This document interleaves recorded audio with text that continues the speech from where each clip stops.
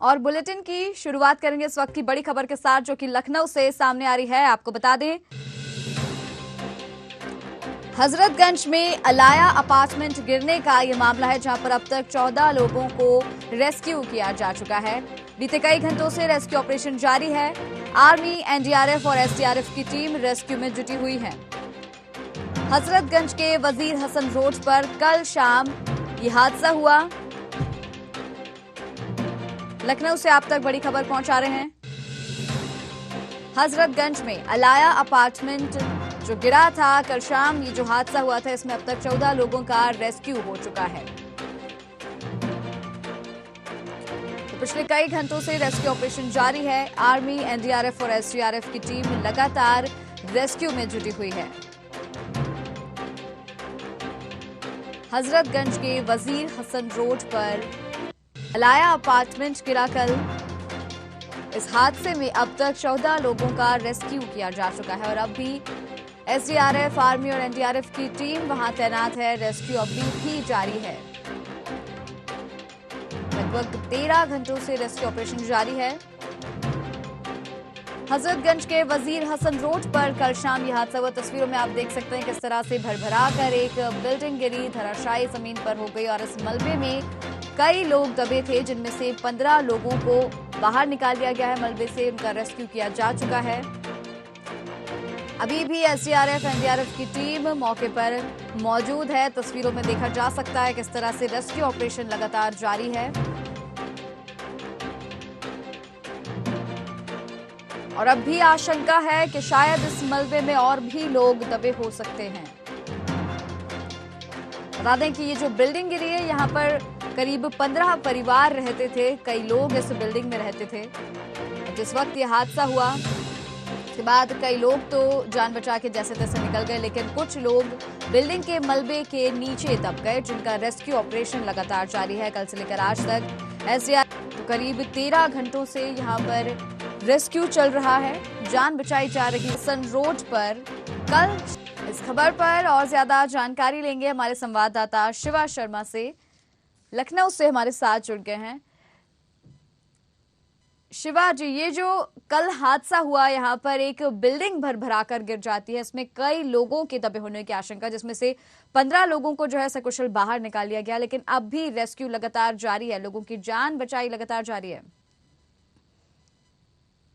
देखिए हर्षिता, बिल्कुल 13.5 घंटे का वो वक्त बीत चुका है जब लखनऊ का जो हजरतगंज इलाका है, वहां पर जो अलाया अपार्टमेंट था, जो 5 मंजिला इमारत थी, जो कल देर शाम 6:30 बजे के आसपास गिरी थी, उसमें से तकरीबन 14 लोगों को रेस्क्यू कर लिया गया है। जो एनडीआरएफ की टीम थी उसने और सिविल पुलिस ने, यानी कि स्थानीय पुलिस ने एक ज्वाइंट ऑपरेशन चलाया और धीरे धीरे मलबा हटा करके उन लोगों को वहां से निकाला है जो लोग अपार्टमेंट में रह रहे थे, जो लोग उस वक्त वहां पर काम कर रहे थे। क्योंकि शुरुआती दौर में कल ये कहा जा रहा था कि भूकंप के जो झटके आए हैं उससे बिल्डिंग गिर सकती है, लेकिन हाल ही में बिल्डिंग ये कहा जाएगा कि करीबन 12 साल पहले बिल्डिंग बनी थी, तो ये भूकंप के झटके से नहीं गिर सकती है। लेकिन कल देर रात इस बात को ये पुलिस अफसरों ने जाहिर किया कि बिल्डिंग के बेसमेंट में एक काम चल रहा था और उसी के काम के चलते हो सकता है ये बिल्डिंग गिरी हो, लेकिन भूकंप के झटके से बिल्डिंग नहीं गिरी है।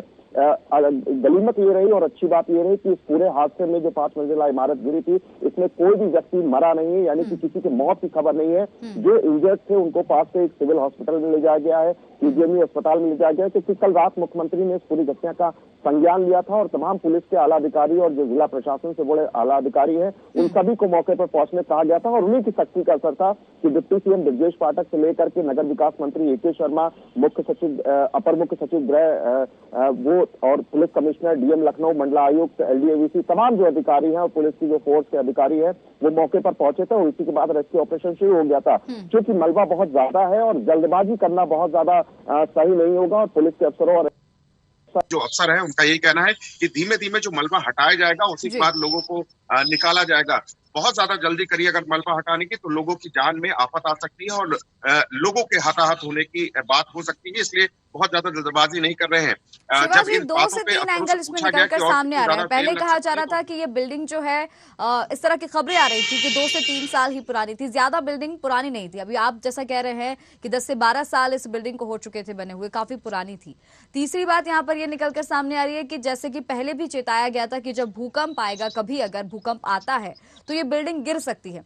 लेकिन भूकंप से इस बिल्डिंग के गिरने का भी कारण नहीं बताया जा रहा है। तो ये 3-4 जो एंगल निकलकर सामने आ रहे हैं, इसमें से तथ्य क्या है, बिल्कुल सत्य बात इसमें क्या निकलकर सामने आ रही है? अगर ये बिल्डिंग भूकंप के कारण नहीं गिरी है तो फिर इसके गिरने का कारण क्या बताया जा रहा है?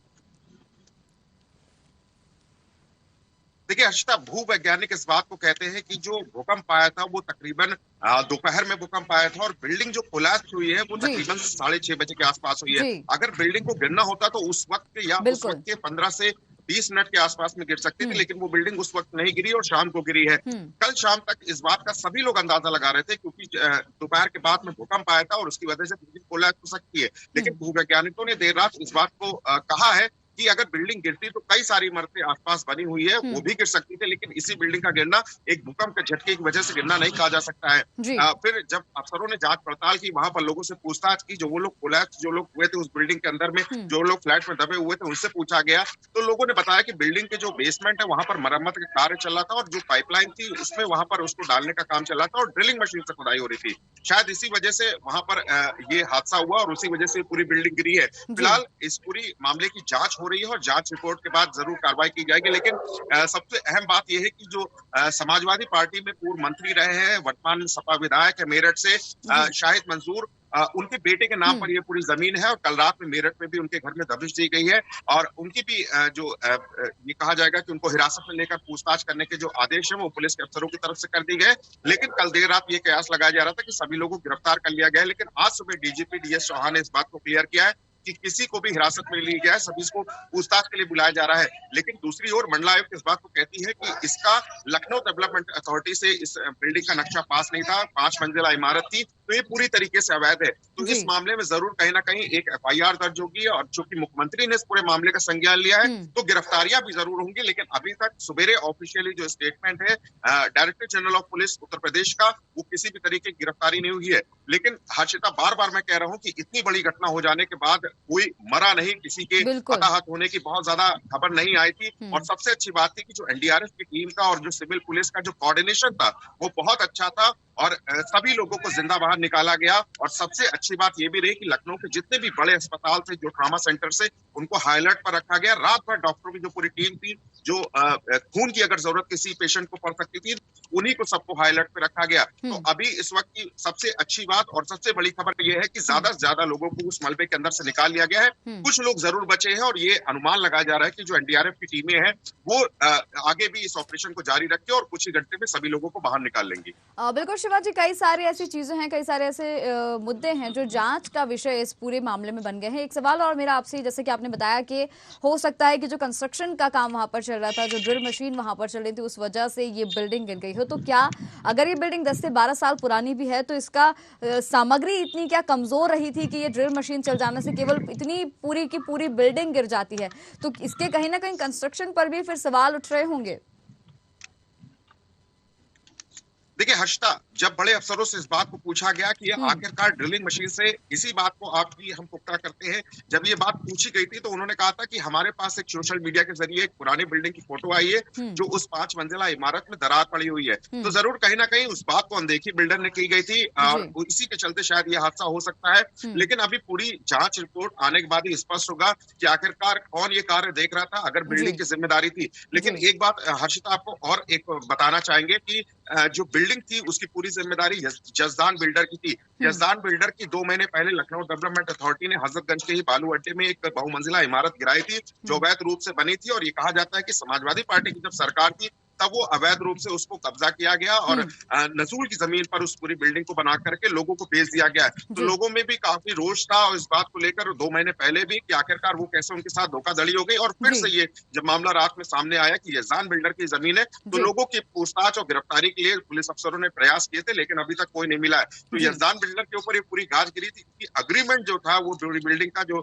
समाजवादी पार्टी के जो विधायक है उनके बेटे के नाम पे जो जमीन है उससे बिल्डर का रेंट एग्रीमेंट था, और बिल्डिंग की पूरी मरम्मत का और जो बिल्डिंग का कार्य था वो यजदान बिल्डर के पास था। तो तमाम ऐसे लोग हैं जो बिल्डिंग के गिरने का जो एक जिम्मेदारी है उनके ऊपर आती है, और ऐसे में एफआईआर के बाद उनकी गिरफ्तारी या उनसे पूछताछ का दौर चालू होगा। लेकिन हर्षिता, बार बार मैं ये कह रहा हूँ कि एनडीआरएफ का जो रेस्क्यू ऑपरेशन था वो बहुत ही सफल और बहुत ही अच्छा और वेल प्लान तरीके का था, कि किसी ने भी जल्दबाजी नहीं की, और जो मलबा था उसको हड़बड़ी में नहीं हटाया, क्योंकि जब रात में दो जेसीबी की मशीन आई थी तो ये अंदाजा लगाया जा रहा था कि जेसीबी की मशीन से जल्दी मलबा हटा के लोगों को बाहर निकाल लिया जाएगा।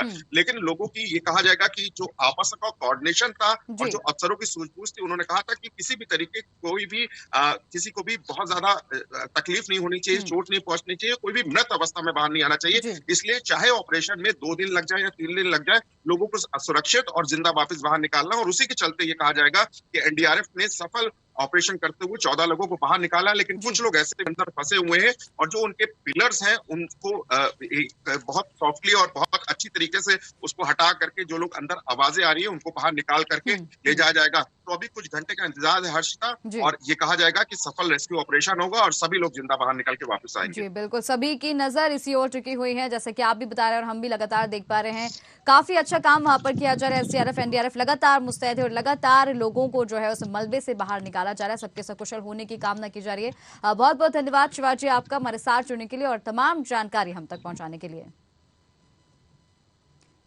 तो आपको बता दें कि लखनऊ में कल शाम एक बड़ा हादसा हुआ। यहां पर हजरतगंज में अलाया अपार्टमेंट गिर गया। इस हादसे में जब ये दीवार जो पूरी बिल्डिंग गिरी थी, इसके मलबे में दबने से कई लोग जो है दबे हुए थे इसके नीचे, जिनमें से 15 लोगों का करीब रेस्क्यू जो है किया जा चुका है और अभी भी रेस्क्यू लगातार जारी है।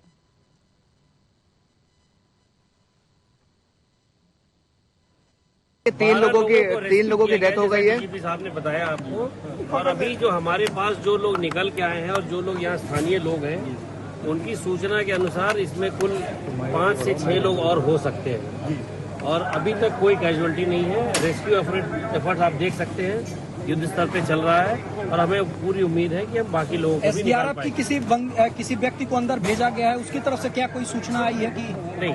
जो एक व्यक्ति, जैसे डीजीपी साहब ने बताया कि एक व्यक्ति जो अंदर जिससे संपर्क में है उनको फोन दिया गया है, और अभी वो सकुशल है, उनको निकाल